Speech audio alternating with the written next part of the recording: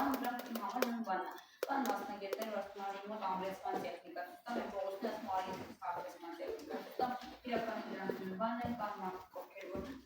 կան տեխնիկաներ, որոնք որ բերում են քանակը շատ ազատ եզրի հատվածում, այդքան խառնում են, բայց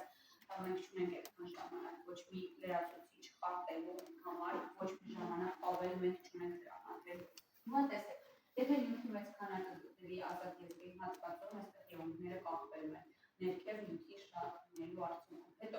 դիստրոֆիայի են ենթարկվելու եղունգները, դե բնականաբար մեր հայրներ աստված տվեց ունայի 40-ով հաստատ պահում են այդ եղունգի, եւ այս դեպքում արդեն նյութի ծավալը աճի արդյունքում աճման կետերը արդեն չկա, գոյություն չունի, որովհետեւ այդքան երկար պահելու դեպքում նա կերվում են ներս եղունգները, որովհետեւ ծանրությունն է գտնվում ազատ եզրերի վրա, նյութի կաուչուկովի նյութի սաստավը գտնվում է ծանր բան, մեկը արդեն քաշքայլ է, միջև այդ կերջը գտնեն եղունգները կփոխ։ Եվ երկարումա պլյուս դրան աճը, երկարումա սկսում են ցավալ աճման կետերը։ Եվ այս պահը ուզում բոլորդ նկարեք, միշտ սեմինարների ժամանակ նկարում են ու անպայման տեղադրում են, որպեսզի հաճախորդները ստորագրեն